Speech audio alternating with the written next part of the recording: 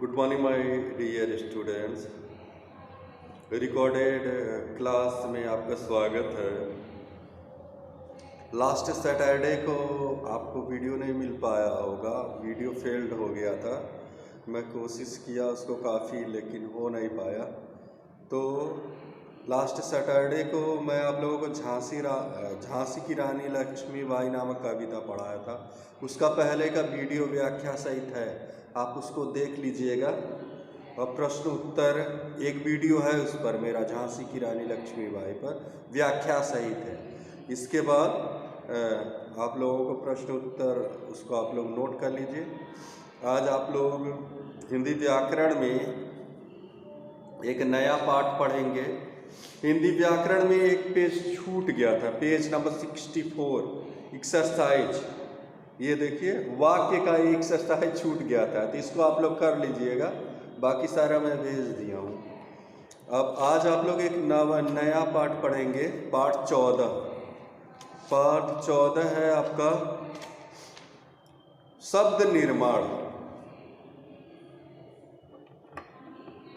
पाठ 14 है आपका, पाठ 14 है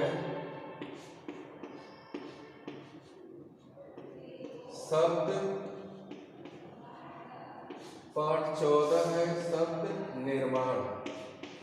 शब्द निर्माण की जो प्रक्रिया है वो बड़ी ही निराली है।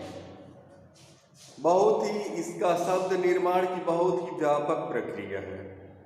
सबसे पहले हमारे मुंह से आवाज़ ध्वनि निकलती है, फिर हम ध्वनि को वर्ण की सहायता से व्यक्त करते हैं, फिर वर्ण को ही अक्षर कहते हैं, फिर अक्षर को मिलाकर हम एक शब्द बनाते हैं। वो भी सही से, अगर हम अक्षर को मिलाएंगे तो शब्द बनेगा। फिर शब्दों का संयोग करेंगे, शब्दों को सही ढंग से मिलाएंगे तो वाक्य बनेगा। तो इस प्रकार से शब्द निर्माण की प्रक्रिया बहुत ही बड़ी प्रक्रिया है।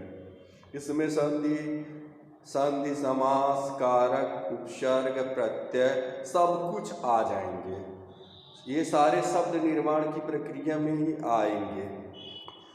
संधि में जोड़ा जाएगा, समास में संक्षिप्त किया जाएगा, कारक में कारक का प्रयोग बताया जाएगा। तो आज आप लोग जो पाठ, आज आप लोगों का जो मुख्य विषय है वो है उपसर्ग और प्रत्यय। तो सबसे पहले देखिए उपसर्ग, उप और सर्ग। ये शब्द आपको थोड़ा अजीब लग रहा होगा, नया लग रहा होगा, पहली बार संभवतः पढ़ रहे होंगे। तो मैंने आपको बताया है कि कोई भी शब्द जो आपको कठिन लगे उसको लिख लीजिए। लिख लेने के बाद उस शब्द को धीरे धीरे पढ़िए, उस पर विचार करिए, मीनिंग निकालिए, सेंस निकालिए, अपने मन से निकालिए, मतलब हो सकता है। तो आइए आपकी तरह से मैं सोच रहा हूँ, कैसे आप सोचेंगे। 5 का लड़का कैसे सोचता है। उपसर्ग, उप मतलब उप प्रधानमंत्री, उप प्रधान, उप प्रधानाचार्य, उप प्रधानमंत्री, उपराष्ट्रपति। उप मतलब जो बड़ा है उससे छोटा, तो छोटा। सर्ग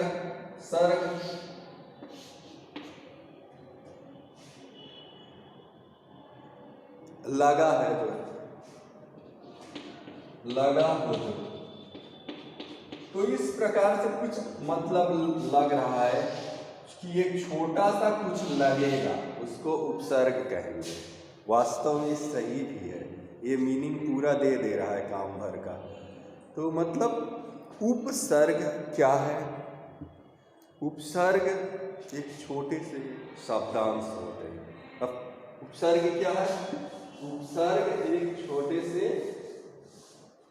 शब्दांश होते हैं। अब कहेंगे सर ये क्या फंसा रहे हैं, शब्दांश बोल रहे, ये भी और कठिन है, कठिन में कठिन। तो उपसर्ग क्या होते हैं? शब्दांश होते हैं। आप कहेंगे शब्दांश क्या होते हैं? तो शब्दांश शब्द धन अंश, शब्दों का अंश मतलब एक छोटा सा शब्द का हिस्सा। It's a parts of word. It's a what is the meaning of शब्दांश? You know it's a meaning of शब्दांश। शब्दांश is it's a small part of word. किसी भी शब्द का एक छोटा सा हिस्सा, किसी भी शब्द का एक छोटा सा अंश ही शब्दांश होता है। एक छोटा सा हिस्सा ही शब्दांश होता है। किसी भी शब्द का एक छोटा सा हिस्सा शब्दांश होता है। तो उपसर्ग क्या है? एक शब्दांश है। शब्दांश क्या है? किसी भी शब्द का एक छोटा सा हिस्सा जो किसी भी शब्द में लग करके एक नया शब्द का निर्माण करता है, उसको शब्दांश कहते हैं। जैसे अप लग रहा, अप मतलब होता है बुरा, अपमान। तो शब्द बना अप लग के मान में, मान मतलब सम्मान होता है, इज्जत। तो मान में अगर ये अप जुड़ गया तो अर्थ का अनर्थ कर देगा।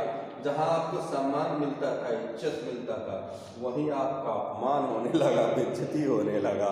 तो ये शब्द उपसर्ग शब्दांश होते हैं जो किसी भी शब्द के प्रारंभ में जुड़ते हैं। यही इसकी खासियत है। उपसर्ग जो है पहले जुड़ेगा और ज्यों जुड़ेगा किसी भी शब्द के अर्थ में परिवर्तन ला देगा, तो उसको हम उपसर्ग कहेंगे। अब कुछ उदाहरण देखिए। जैसे उप में वन जुड़ेगा तो वन जो है बड़ा क्षेत्र होता है, बड़ा सा भाग होता है जहां पर पेड़ पौधे होते हैं, तो उसको कहते हैं वन।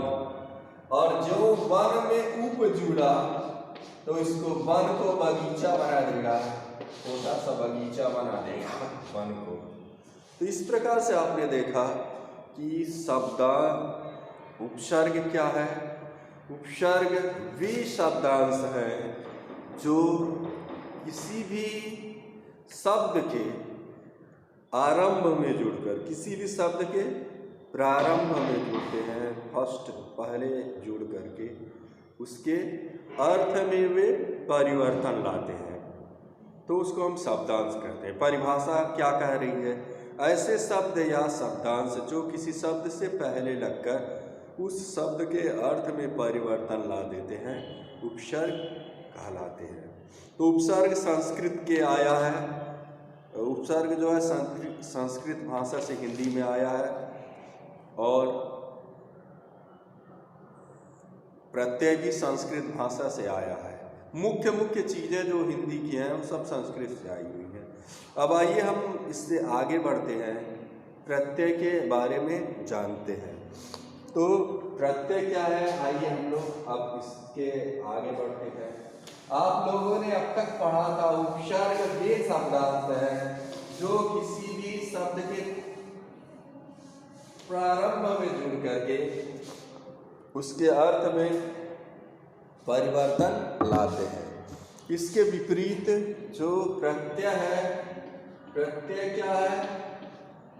उपसर्ग की अगर परिभाषा को उल्टा कर देते हैं तो प्रत्यय की परिभाषा बन जाती है। ठीक? तो प्रत्यय क्या है? वे शब्दांश जो किसी भी शब्द के अंत में जुड़ करके, उपसर्ग में क्या होगा? प्रारंभ में जुड़ेगा, उसके अर्थ में परिवर्तन ला देगा। जबकि प्रत्यय में वो किसी भी शब्द के अंत में जुड़ेगा, उसके अंतिम हिस्से में जुड़ेगा और जुड़ करके परिवर्तन ला देगा, तो वो प्रत्यय कहलाता है। तो प्रत्यय क्या है? वे शब्दांश जो किसी भी शब्द के अंत में जुड़ करके उसके अर्थ में परिवर्तन ला देते हैं, उसको हम प्रत्यय कहते हैं। जैसे शिष्य में, शिष्य मतलब एक लड़का है जो जिसको गुरु पढ़ाते हैं, तो वो शिष्य है। अब जब किसी में आ जुड़ जाएगा तो उसके अर्थ में परिवर्तन ला देगा, वो शिष्या हो जाएगी, लड़का जो है शिष्या हो जाएगा, लड़की में बदल जाएगा। ठीक, इसके बाद है धोबी। धोबी पुरुष है बेचारा जो कपड़ा धोता है सबका, तो इसमें ज्यों इन जुड़ेगा इसका स्त्रीलिंग बन जाएगा, धोबी जो है धोबी बन जाएगी।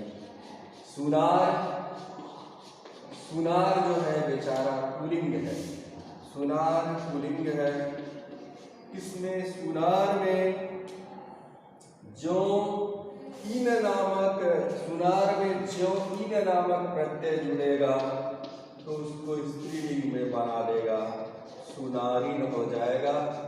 इस प्रकार से ये प्रत्यय वे शब्दांश है जो किसी शब्द के अंत में लग करके उसके अर्थ में परिवर्तन ला देते हैं।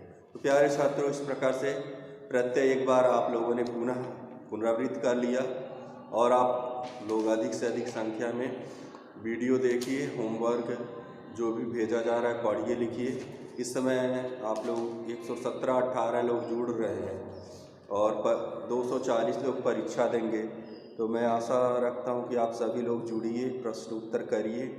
कोई दिक्कत हो तो मुझको मैसेज करते रहिए। धन्यवाद, थैंक यू।